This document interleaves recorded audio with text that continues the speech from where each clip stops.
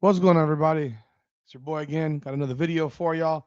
Napheesa Collier spoke with NPR, and she had some stuff to say about the WNBA, specifically about the physicality of the league.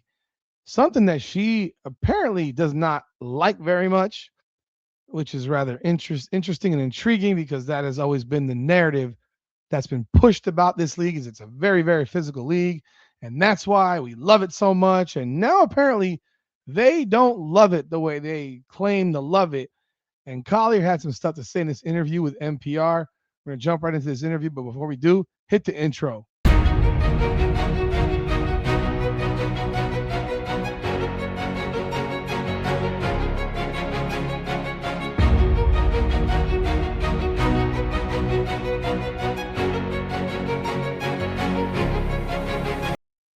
Welcome back, everyone, to another edition of Her Game, Her Way Women's Basketball.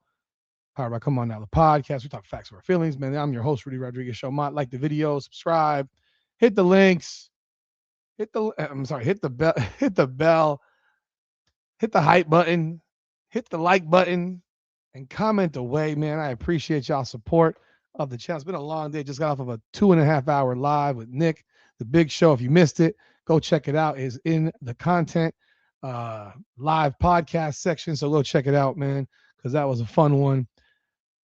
Napheesa Collier, though, out right now with an injury, recovering. Did not have surgery until the end of January because she was trying so very, very hard to be able to play in her own league, unrivaled, which to me is a massive conflict of interest because her first job is actually the WNBA, and she just signed a super max deal with the Minnesota Lynx while sitting on the sideline, and she's not expected to be back probably until at least June, probably July or August. But Napheesa Collier has been very, very vocal about the physicality of the league. In fact, she went off about it at the end of last season after she got hurt and went crazy about the referees and all kinds of other stuff and threw Kathy Engelbert under the bus, ran her over with the bus, then backed it back over her and ran over it with it again. But listen to what Napheesa Collier had to say about the physicality of the WNBA, which I find very, very, very interesting to say the least. Coming from again, they claim that physicality is what this league is all about, right? Let's take a listen. Do you feel like the game is too physical right now? I think that's been a complaint of players and coaches alike for the past several years. Really? Has it? It's the same reason y'all said that Caitlin Clark couldn't play in international basketball, couldn't play in the Olympic team because the game was too physical. When the reality is the WNBA is the most physical basketball league in the world. It's clearly the most physical basketball league in the world. Y'all take each other's heads off a lot of falling, a lot of bruising, a lot of banging, a lot of non-basketball looking stuff. And so it's just very, very ironic that 2 years ago when y'all didn't want Caitlin Clark on the Team USA for the Olympics, when everybody else wanted her on the team because we all knew she would make it must-see TV, y'all said it's too physical. The game is too physical. That's literally what y'all have been taking pride in for so long. It's so physical. It's a different level of physicality, right? Physicality, right? Right? What do y'all think? I mean, physical, right?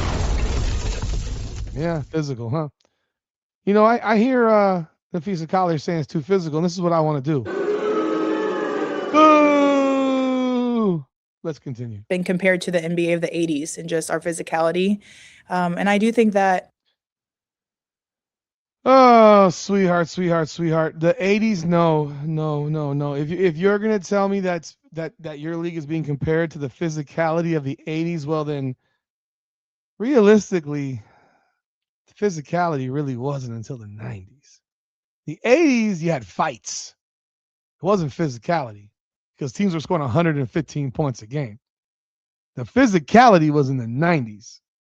Knicks, Bulls, Heat, Knicks. Those were physical. That was physicality. Stuff you saw in the 80s, it wasn't until the late 80s with the bad boy Pistons against the Chicago Bulls. But early 80s, these guys were just fighting each other. I mean, there would be some dirty ass plays. But the true physical play was late 80s to mid 90s. Y'all ain't there. Y'all ain't even close to that. I mean, if you think y'all play looks like the late 80s and early 90s, it does not. I can assure you. Is hinders the players, obviously. Like, you come to watch players play offense and to score. And so when it's so physical, the game's not fun to watch and it's not fun to play. How did that? Actually, people go to basketball games to watch their team win. However, by whatever means necessary. So if that means defensively, cool. If that means score points, cool. You got to score points to win, naturally. But fans go to games to watch their teams win. The fans that are at the home arena are there to see their team win. They don't care how they win that game. It could be 62 to 61, or it could be 92 to 91. A win is a win is a win is a win. She's an offensive player who plays great defense, right? She's one of the few. She plays great defense. She's a great defensive player, a great offensive player, but she's a finesse player. She's not a physical specimen. She's a 6'1" power forward, largely undersized for her position, plays bigger players, has long arms, which is why she's able to contest so many shots. But let's be real. Let's just be real here. Let's not pull punches. Let's keep it a buck. She is someone who wants a more finesse game, because with a more finesse game, she's a better player. That happened? How did it get so physical? Yeah. I think we're competitors. I mean, we want to win. And if the rules allow, we're going to kill each other to get there, you know? So I just think the rules need to change in that regard. So it's safety for others and it's a better experience for the fans as well. Now, when you That's a contradiction right there. So we want to win. If we're allowed to kill each other, we're going to kill each other. So if the law said you could go do that on the street, would you do it? No, you probably still wouldn't do it because you know it's wrong. But I get it. You're a competitor, and now so your competitive fire is what has made you commit flagrant fouls or fouls that are like dirty plays. I'm not saying her, but people in WNBA. That competitive nature is making them take each other out. That's what she's saying. Is that what she's trying to tell us? Here's the thing. Here's the thing. You can play hard, you can play tough, but you can still avoid playing dirty. And you know when you're crossing the line from tough and hard to dirty. We all know there's a line, and you know that line because you're an athlete. And you know what you wouldn't want done to you in order for you to hit a bucket, right? So if you have an opportunity to hit a bucket, you know that you wouldn't want to get clotheslined from behind or pushed in the back while you're in the air to take your legs out. You know that. So if you know you wouldn't want that done to you, then why would you even think about doing that to somebody else, even though you're a competitor? Because you know the difference between competitive and dirty. So when she says that, she's running a slippery slope because she's now justifying their actions. So it's not the rules, it's y'all. Because the rules of the WNBA are not really different from the NBA. The reality for women's basketball, and this is not a shot, this is a fact. They're largely clumsy. They largely have way less balance than men. So their centers of gravity, they fall a lot. They fall, not dive, but actually just simply fall on things that you don't see men fall from. So their balance is bad. So a lot of the physical play of the game just looks like it's just clumsy basketball. There are some players that deal with more than others, but is the game dirty? Not to me. Is it physical in nature? I guess it could be slightly physical, but I don't think it's the physicality that she thinks it is. I just she's only gone on this shit thing, this shit show that she's been going on because she got hurt. Because I never heard her talk about this stuff at all prior to her injury. say the rules need to change, it's not just a matter of stricter reffing. You want different rules. I think it's both. I mean, I think it's See, she doesn't even know what the hell she wants. It can't be both. It's not both. Because the rules are there. The flagrant foul rule is there. The flagrant foul rule is there. The rule exists. What she's got a problem with is that referees allow stuff to go because if they called everything, we'd be there for 5 hours. So I'm not even going to want to listen to this answer because this answer, I already know she's already acknowledged that it's both. No, it's not both, because the referees are largely criticized for not calling enough, but they don't miss flagrant fouls largely. Like, they don't largely miss flagrant fouls. And the replay systems and all that stuff, they don't miss flagrants. So the rules are in place. The reality is you want more enforcement of rules, but you don't understand that what's going to happen now from that enforcement of rules is that, guess what? Players are going to foul out. The stuff you just said you want to see, people want to see offense, right? Well, those players are going to be sitting on the bench and with foul trouble. So let's hear what you have to say. Both. I think consistency in reffing is the number one thing that we ask for every year. And so that, and then also I think the game right now is catered to the defensive player, because you always hear like defense wins championships, and it does.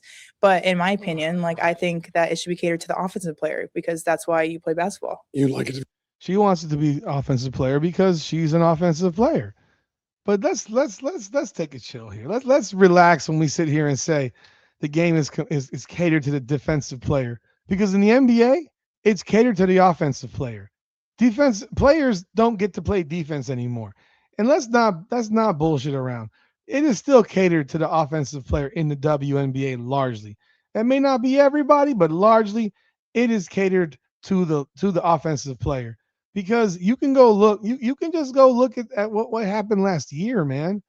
Like, you can look at last season alone. Let me pull it up. The WNBA Finals. The WNBA Finals. Let me read you the scores. The Vegas Aces won that series 4-0 over Phoenix. They scored 89 points, 91 points, 90 points, and 97 points. You hear that? Let me repeat it. 89, 91, 90, and 97 points in the finals. Well, what if I told you that last season, the Las Vegas Aces during the regular season averaged 83.6 points per game? So their scoring in the finals was almost 10 points more per game than they averaged in the regular season. How can you sit there with a straight face?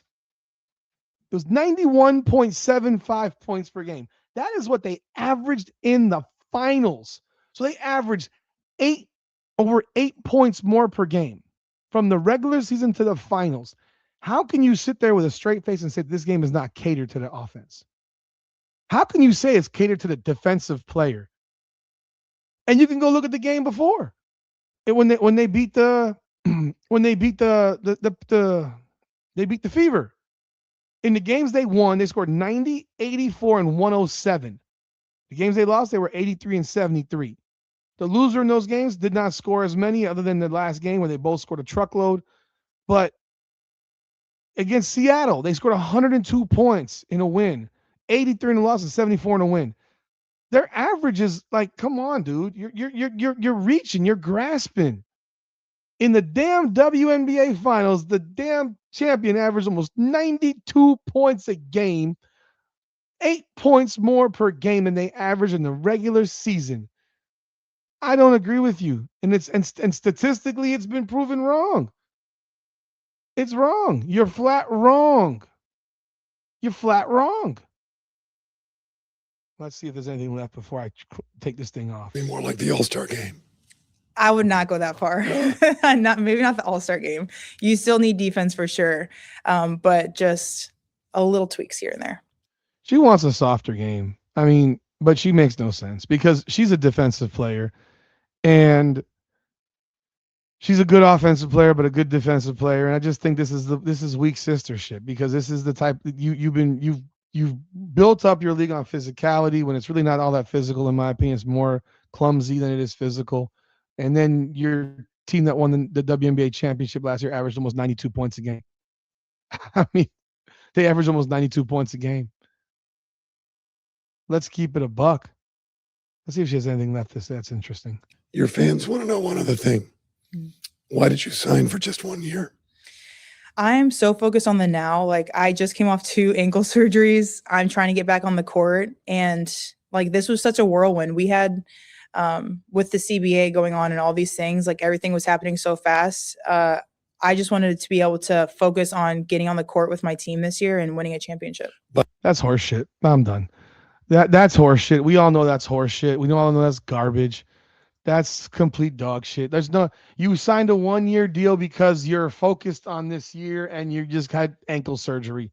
That's not why you freaking signed a 1-year deal. You signed a 1-year deal because you wanted options at the end of the year. And it's okay to say that, but making up a story like that, that's preposterous.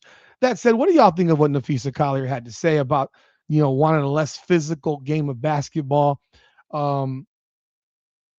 I mean, you heard my piece. What is your thought? What are your thoughts?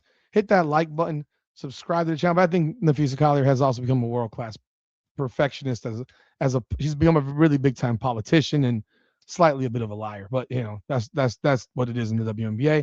Like the video, subscribe to the channel, ring the bell, leave your comments, hype the video. I appreciate y'all. This is Her Game, Her Way Women's Basketball. Probably come on now, the podcast. Come on now.